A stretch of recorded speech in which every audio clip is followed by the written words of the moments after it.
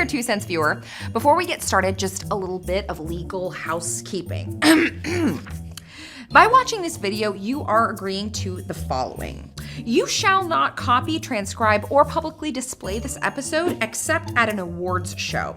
You may not disparage 2 Cents or its hosts in any capacity, and that includes comments about Philip's hair or lack thereof. You must subscribe to the 2 Cents channel and click the notifications bell and become a patron on our Patreon page, link in the description. You will tell at least 5 friends that 2 Cents is your favorite show of all time, and if they don't watch it, you won't be their friend anymore. By continuing to play this video, you are agreeing to be bound by the aforementioned terms and conditions of this end user license agreement. For those of you who are still here, thank you for being such disturbingly loyal fans, but alas, this is not remotely enforceable. This, however, is.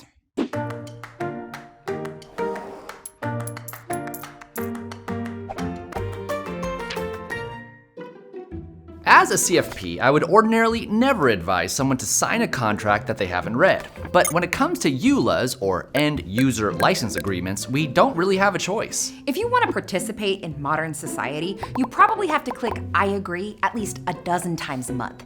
And the idea that any of us would or could actually read all the terms and conditions is ludicrous. iTunes agreement is longer than Macbeth, just to buy a $2 song. And even though we all check the box that says I have read and understand these terms, most people would need an extended session with a lawyer to really know what they're agreeing to. One study estimated that the average American would have to devote an entire month to properly understand all the terms and conditions they agree to each year. If you need any more evidence that people don't read these things, one games retailer snuck a clause into their terms and conditions, giving the company a non-transferable option to claim for now and forevermore your immortal soul. Over 7,000 people clicked agree. 22,000 people committed to 1,000 hours of community service in exchange for free Wi-Fi. And when a software maker promised $1,000 to the first person who noticed the offer in the fine print of their EULA, it took 4 months for someone to claim it. Most of us have just accepted all this as an annoying fact of modern life, a technocratic oddity of the internet age. But EULAs are just the latest weapon in a battle that's been going on for 100 years, a battle against ownership rights. In 1904, the publisher Merill printed a small disclaimer inside each copy of the novel, The Castaway. It read, "The price of this book is $1 net. No dealer is licensed to sell it at a less price, and a sale at a less price will be treated as an infringement of the copyright." Like most publishers, Merill saw used bookstores as a threat to their business. In a perfect world, everyone who wanted to read their book would have to buy their own brand new copy at full price. And they thought they could force people to do that by invoking copyright law. It didn't work. The courts struck down their lawsuit because they saw it as an attempt to attach servitude to personal property. Servitude refers to conditions or obligations that are tied to a sold property. It's most common in real estate, like mandating what kind of structures can be built on a piece of land. But it's not allowed when it comes to personal property. You can't sell someone a hammer and then tell them what they can build with it. The new owner can use their property how and when they want. These rights of ownership were codified in the Copyright Act of 1909. It created protections for the owners of intellectual property, like authors and publishers, but it also carved out some rights for the buyers of individual copies. According to the Act, if you buy a book, you can't make duplicates and sell them. You can't charge audiences to hear a public reading or sell your own sequel. You can, however, resell the book if you want to, or lend it to a friend, or give it as a gift. Over the next 100 years, those rights of ownership have been relentlessly targeted by IP owners. Record companies tried to shut down used music shops. Movie studios tried to criminalize the VCR. And video game developers tried to stop the sale of used games. While digital technology has created some real threats of illegal duplication and piracy, most of these efforts are about control, trying to control how people use a product after they've bought it.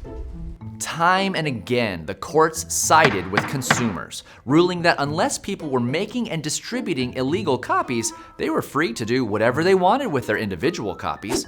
But with the digital revolution, IP holders found a way around the law. Ask consumers to voluntarily sign away their rights to ownership as a condition of the purchase, the end user license agreement. Even though e-sellers use language like buy now and own it in 4K, if you actually read the terms, you'll find that you don't actually own the thing you buy. You're just getting a license or permission to use it in certain limited ways. Most ULAs don't allow you to lend or gift your purchases and dictate what devices you can use them on. Some prohibit any kind of disparagement, which could even mean a negative review, and many reserve the right to revoke your license at any time without a refund. Besides the loss of ownership rights, the shift from buying to licensing has other economic downsides. Artists make much less from streaming than they did from physical media, and lack that tactile connection to their fans. The death of used media shops may mean that lower income audiences will have fewer ways to discover music and movies, which in the long run is bad for the industry. And if switching from one platform to another, like say PlayStation to Xbox, means you'll lose your entire library, customers are so locked in that there's little motivation for companies to innovate or compete. Nevertheless, ULAs have become so lucrative for businesses that they're looking to expand them beyond IP into more tangible purchases like vehicles, appliances, and electronics. Anything with a processor can be loaded with simple software that allows the seller to control its functioning after purchase. Coffee makers can be programmed to only brew certain brands of coffee. Cars and tractors can be encrypted to prohibit even simple repairs unless at an official dealership. And printers can be remotely bricked by the company if you're late paying the toner subscription fee. Ordinarily, this kind of servitude would be illegal. The law clearly gives buyers the right to alter, repair, or resell whatever they own. But though you may own the coffee maker, you don't own the software installed on it. You're just licensing it, which means any attempt to subvert or bypass it is a breach of contract. If things keep going this way, someday you could get sued just for loaning your lawnmower to a neighbor. But there is a backlash gaining momentum known as the right to repair movement. More than half the states are considering or have passed bills that prohibit companies from inserting these kinds of digital restrictions into physical products. And unlike almost every other issue in America, this one is uniting people from both sides of the political spectrum. Turns out that the vast majority of Americans believe that you should be able to do what you want with the stuff you buy.